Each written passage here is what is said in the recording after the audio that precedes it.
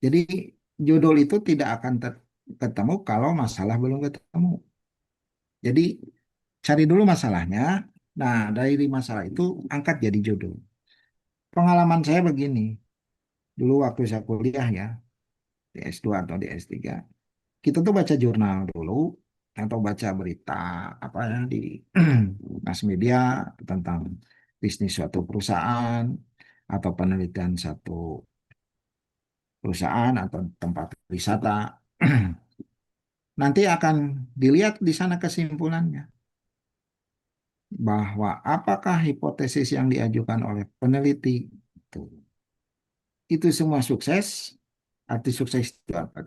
Diterima dari hipotesis-hipotesis yang diajukan. Apakah ada sebagian yang ditolak? Nah, hipotesis diterima atau ditolak itu tidak masalah. Jadi jangan beranggapan bahwa hipotesis itu harus diterima seterusnya, itu tidak. Justru hasanah penelitian itu yang bagus itu yang beraneka ragam begitu. Ini diterima, ini ditolak. Jadi ditolaknya, diterimanya bagaimana? Dari datanya yang ada. Kan hipotesis itu diterima itu dan hasil pengolahan kuantitatifnya secara statistik. Statistik itu hanya alat loh ya, tapi prosedur kita harus paham. Nah, dari hipotesis itu diterima kan ada data, ya alasannya bagaimana. Nah, itu yang jadi hasanah inovasi. Begitu juga kalau ditolak. Ditolaknya kenapa? Begitu kan. Nah, berceritalah si peneliti ditolak itu karena begini, begini, begini. Nah, kembali lagi, berarti ada sesuatu yang salah dalam praktek empirisnya. Bukan teorinya yang salah, prakteknya yang salah. Itu kan jadi gap. Tadi saya katakan ya, bahwa gap itu antara teori dan kenyataan itu berbeda. Nah, misalkan Bapak melihat jurnal tentang kinerja karyawan, ya turun, ini gimana sih? Nah, penyebabnya apa? Mungkin karena apa? Kompensasi, ya, kemudian sistem penggajian atau gaya kepemimpinan. Nah, faktor misalkan di jurnal itu misalkan Ibu dan Bapak atau hasil penelitian orang lain terdahulu itu ada misalkan ada yang sesuai bahwa gaya pemimpinan demokratis akan meningkatkan kinerja karyawan. Itu hipotesis pertama. Kemudian ada hipotesis lagi yang kedua. Tingkat kompensasi akan berhubungan positif atau berkontribusi positif pada kinerja. Pada kenyataannya itu ditolak hipotesis. Nah, itu masalah kan. Seharusnya kalau kompensasi itu baik akan meningkatkan kinerja. Kenyataannya itu tidak berlaku di perusahaan itu. Hasil penelitian seseorang atau hasil misalkan kejadian tertentu yang memang terjadi. Bukan dari penelitian, tapi memang kejadian di lapangan seperti itu. Nah, itu bahan jadi judul. Jadi nanti bisa diangkat oleh Ibu dan Bapak jadi judul misalkan pengaruh gaya kepemimpinan terhadap tingkat kinerja karyawan pada perusahaan ABC di Bandung. Nah, gitu kan. Atau mau tiga variabel pengaruh gaya kepemimpinan dan kompensasi penggajian terhadap tingkat kinerja karyawan. Tuh keren. Itu dari mana? Dari hasil baca, hasil penelitian orang lain, baik itu di jurnal maupun di mass media yang memang memberitakan kejadian empiris di dunia bisnis manajemen.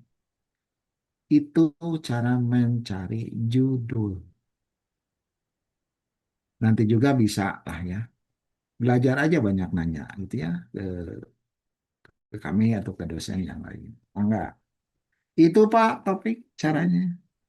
Jadi jangan dulu menentukan judul, menentukan dulu masalahnya. Jadi kalau ibu bapak nanti menentukan judul dulu, Susah cari masalahnya. Ayo, diayakan masalah. Tapi kalau masalahnya sudah ada, itu bisa diangkat. Pengalaman saya gini, saya membaca jurnal internasional Korea.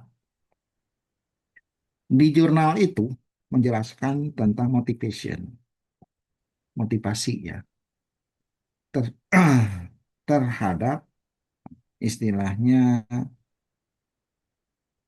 tingkat pengunjungan kembali atau dalam ilmu pemasaran itu apa loyalitas.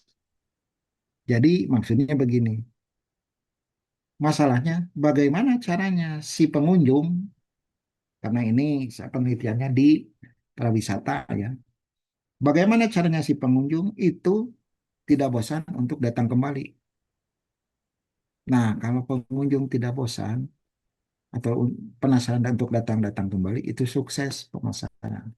Sukses yang punya tempat wisata. Tapi kalau pengunjung sekali bosan, itu tidak sukses. Begitu.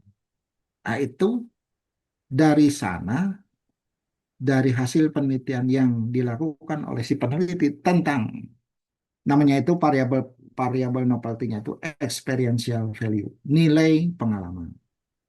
Kan kalau wisata itu perjalanan, pengalaman dia yang mereka rasakan, pengalaman yang wisatawan amati gitu ya. Itu yang menjadi nilai bagi mereka untuk bisa datang kembali. Contohnya kalau di apa di tempat-tempat wisata itu ada pertunjukan, ya. Tidak hanya tempat wisatanya, ada pertunjukan event. Dan mungkin Ibu dan Bapak pernah ke Taman Safari. Di situ ada pertunjukan kan, ada sirkus, ada harimau, ada lumba-lumba, bahkan ada koboi gitu kan. Nah, itu untuk apa? Untuk menarik pengunjung. Dia itu jadi pihak perusahaan Taman Safari itu paham tentang manajemen para wisata. Jadi tidak hanya lihat binatang yang begini pasif dilihat gitu ya, tapi akan melihat binatang yang misalkan punya kemampuan tertentu yang jarang ada di kebun binatang yang lain. Itu yang disebut dengan ada semacam pertunjukan-pertunjukan yang sifatnya inovatif, beda dengan yang lain. Kan salah satu unsur keunikan suatu barang atau jasa itu harus beda. Beda itu dalam arti superior, keunggulan. Ya. Beda dengan yang lain itu dari teknologi, dari kekhasan.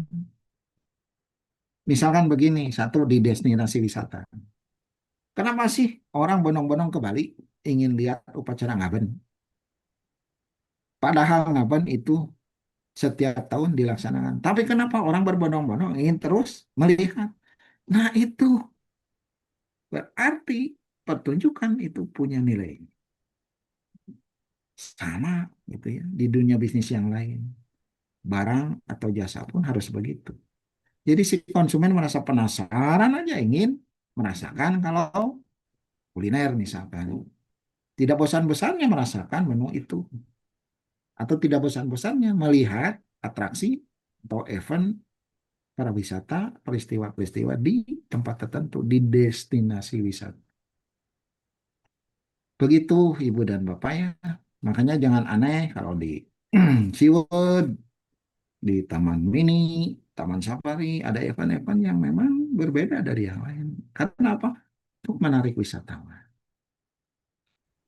Nah, hasil penelitian-penelitian itu menjadi bahan bagi kita untuk menemukan masalah dan jadikan judul. Jangan menentukan judul dulu.